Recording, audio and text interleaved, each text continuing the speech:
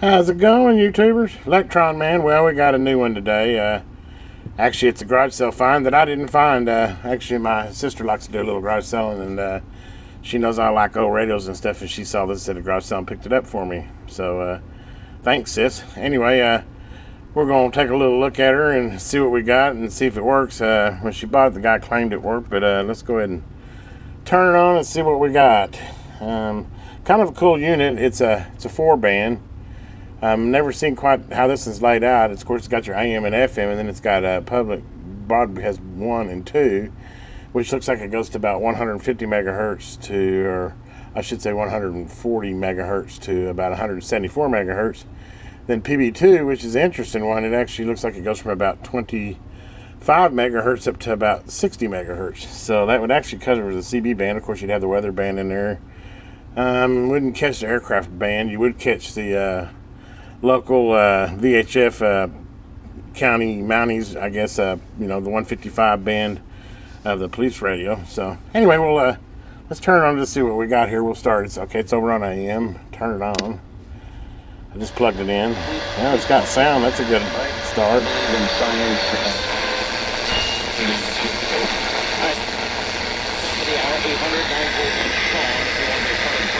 So we've got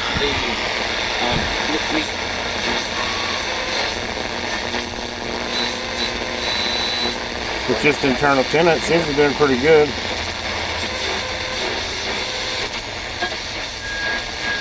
His position. Yes. It's like Homer Definitely, falling asleep at the nuclear Definitely working good there. That's pretty much it.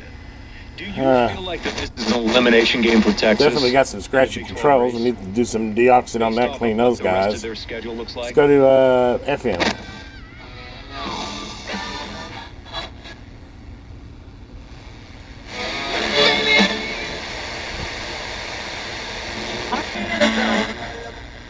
Yeah, very nice if you're working.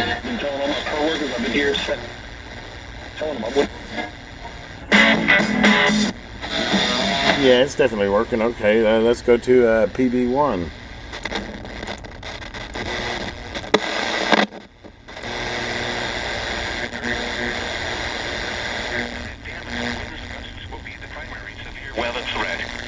There's the weather channel. Okay, it looks like it's definitely functioning. And then we've got what, PB2. Uh-oh. Yeah, we should have some white noise in there.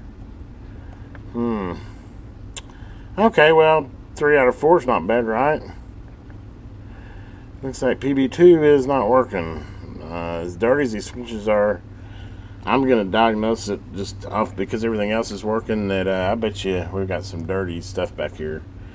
As far as probably some tarnished wipers on the potentiometers. So potentiometers. Let me go ahead and open her up here and take a look at it. Also, by looking at the battery compartment, we got a little broken item here. I think I can epoxy that back together pretty good. And that's some corrosion on those. Other than that, it looks like somebody just kind of manhandled it wrong, but we can sort that out. Well, let me go ahead and get this camera moved around the other way, and we'll get this apart and take a closer look at it, see if we can't fix PB2, and maybe this little battery deal kind of get this thing restored. Okay, guys, I've got the back of it off here. Hopefully you can get a pretty good look in here. It looks like it's in pretty good shape. It's got 2 tuners in it. I'm sure the switch here has definitely got some cleaning needs as well as these other 2, so we'll definitely do some deoxit on that and see if that doesn't bring back PB2. I'm going to go ahead and right now I think we're going to go ahead and work on getting this little battery tray. It had screws in the bottom that held it, and you just loosen that up and then get your tray out like this. But as you can see, it's broke on the end here. I think I'm going to use my cool little tattoo grinding kit here. This is where this little guy comes in real handy. My little cordless one I showed you before. Actually, this time I think I'm going to use a little diamond tip on here.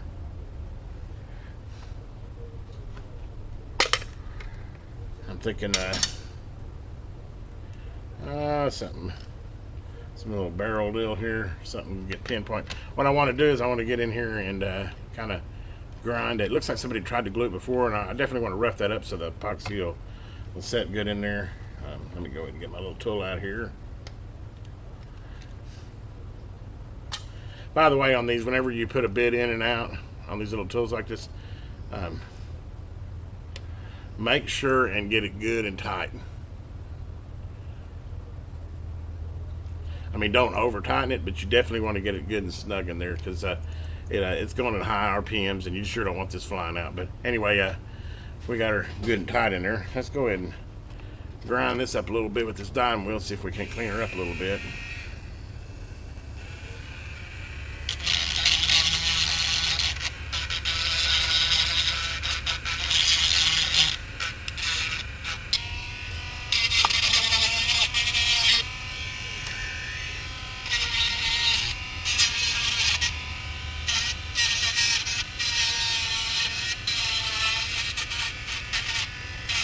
But this is a perfect tool for this because it's not taking too much off. I don't want to, like I said, I'm just trying to get the old glue off and kind of roughen up the edges.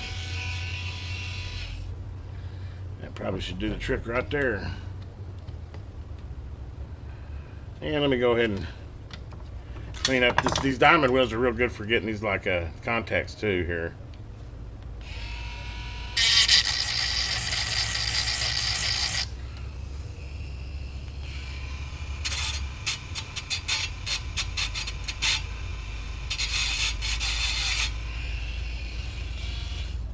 Since it had a little corrosion in there.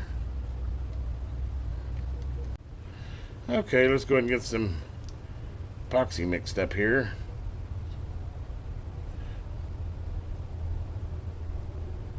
Oh, that's more than enough. Whoa. And I went wild with that. And then we're just going to mix her up real good. Put on her.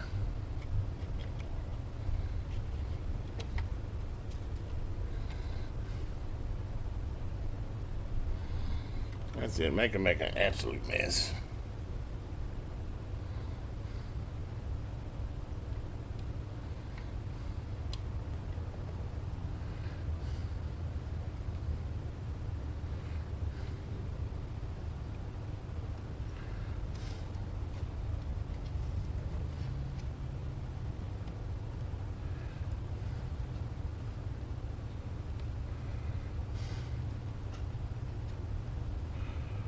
Looks like I need to get another little crack here too. I need to fill in. I just noticed. You imagine it was 24 hours and I had to sit here and hold it for 24 hours? We wouldn't want to do that. So I like the 3-bit epoxy, but has its advantages and disadvantages. Hopefully you're catching this, but anyway, I've got her seated in there good. Now I'm just going to kind of sit her and hold her until she tacks up, and then we'll let her dry and we'll see what we got. Okay, guys, I've got her all glued up, and I actually went back. I love this aluminum ducking tape. I use it all the time, but this stuff's so brittle. I wasn't fully trusting just epoxy, so what I went ahead and did is I went ahead and used a little bit of that aluminum ducking tape and just backed it up with it, just so I feel secure that it's not going to pull apart on me. But I think that repair turned out pretty good. It's going to be inside of here. Nobody's going to see it anyway, so it's more about it holding than anything. But let's go ahead and drop some batteries in here now. And see if we've got a working set of batteries.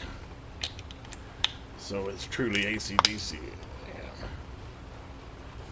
See, boy, it almost is pulling on that right there. It's holding though. And let's see what we got now. Do we have DC? Yes, we do.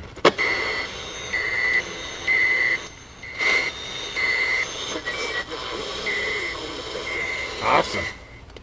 So that'll fix our battery issue. I'll go ahead and mount that back in there here in a minute. In there, Next thing we're going to do is we're going to see if we can't get that PB2 as well as get all that scratchiness out of there. So I'm going to use some of my good old deoxit here.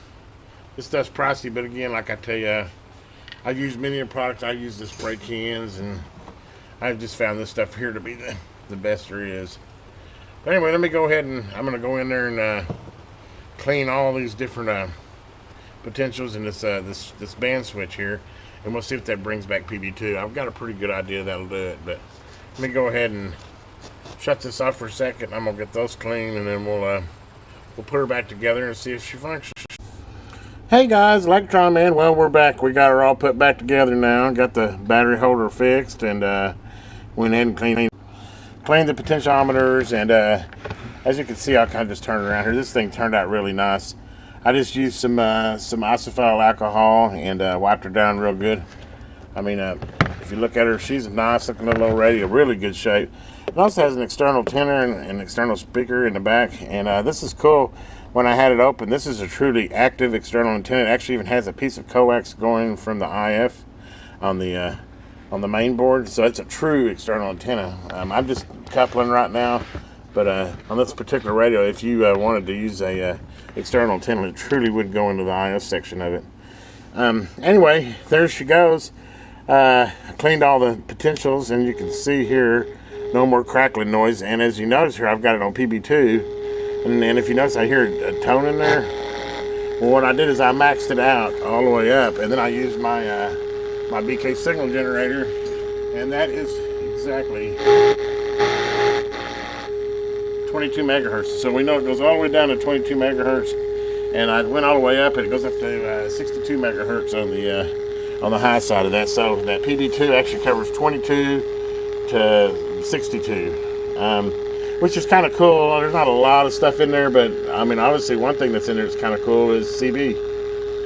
It'll definitely pick up the 27 megahertz CB radio, and it would also pick up the AM 30 or 10 meter, the 28 megahertz, 28, 250 to 500 amateur radio stuff. Of course, it wouldn't pick up sideband because of the fact that you need a BFO, and this doesn't have a BFO. I do find it cool though that it's also got this squelch on it, which is like you would have a squelch in a scanner or a CB. Let me turn the output down a little bit, but not that much. But if you notice here, then we'll squelch it. Squelch is just like that, and then obviously, if the signal comes in, it comes back up. So it has an active squelch on it, which is really cool. I've never.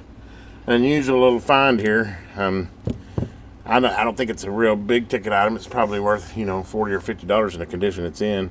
And by the way, obviously, as you can tell, I fixed PB2. Like I said, I had a pretty good suspicion it was just the selector switch needed some cleaning. So I actually hit it with the spray cleaner, and then I went back and did a deoxit to get all the oxide and lubricate it.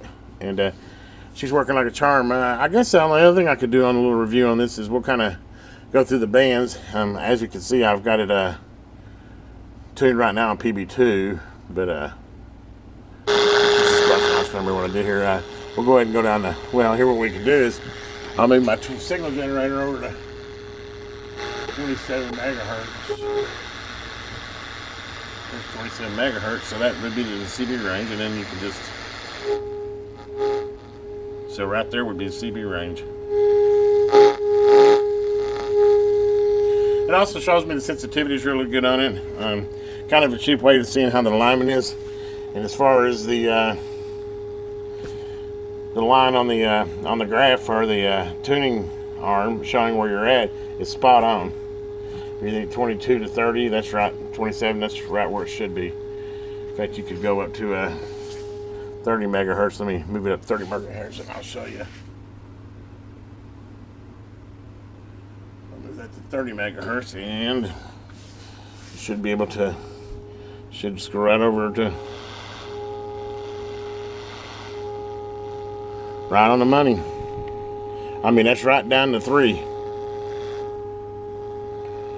So it's alignment's great on it. I'm not going to mess with the alignment. Sensitivity really seems good too. Anyway, let's go ahead and turn off this generator. I'll go ahead and hook you up to some long wire outside here.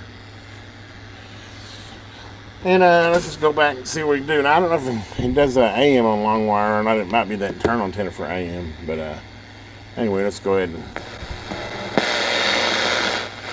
turn her down here. Let's see if we can pick anything up.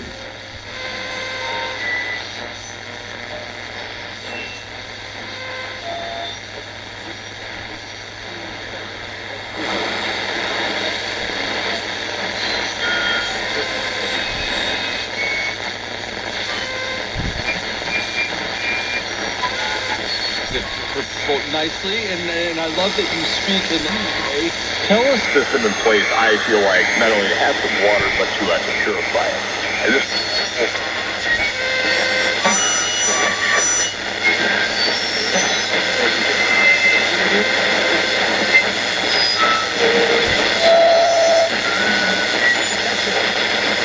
That's too many points. I think this thing fits 4 7.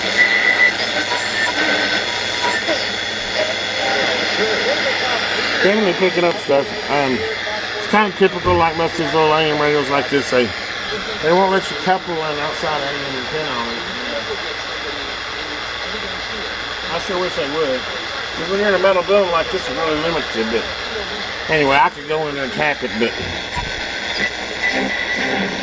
Kính chào quý vị. Sau đây là phần bình luận với tựa đề Covid vẫn là một vật.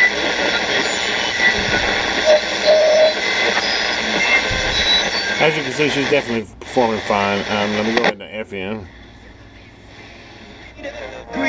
This is Go all the way down the bottom here. We'll just kind of scan through it real quick here. When you're closer, give me the shit. There's a chance that tonight.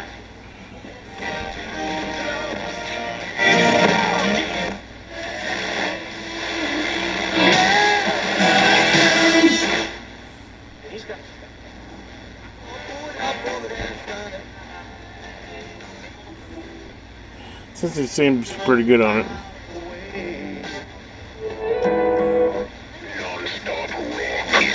Of the 25 run. Stay up all night.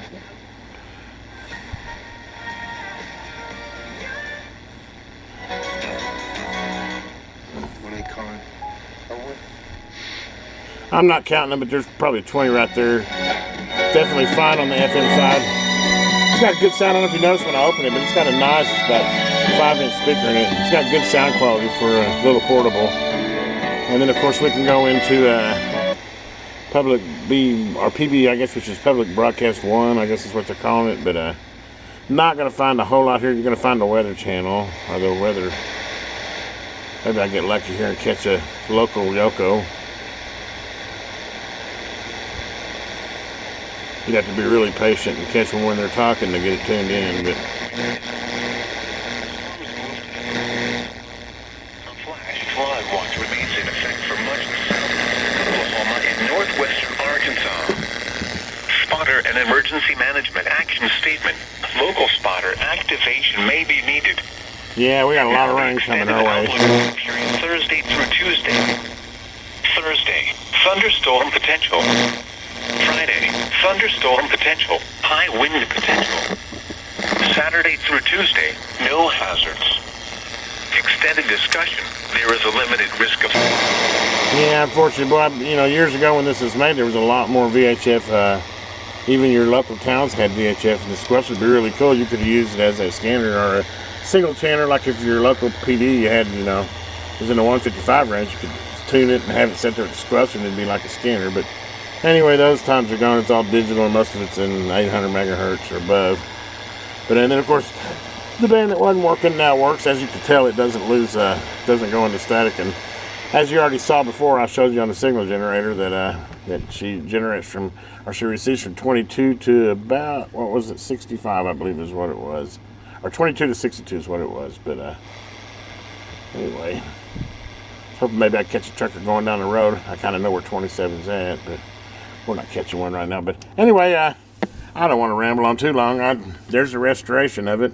Didn't need a whole lot. I just cleaned it up real good. The switches needed cleaning on it. a little battery compartment repair, and she's done. Definitely a cool little item that I'll put up here on my shelf of shortwave radios. I've become an avid collector of them. I've got about a dozen of them now, and it's not really quote shortwave, but it's well, I guess you could say it's 22 to 65, so it's got some of the shortwave band in there, but it's definitely got the public broadcast band in there, and of course AM FM, and it runs on AC/DC. And hopefully you enjoyed this little review of the Realistic Patrolman 4. Well, I hope you have a great day out there, and if you get a chance, please give this a thumbs up and subscribe to the channel if you haven't already.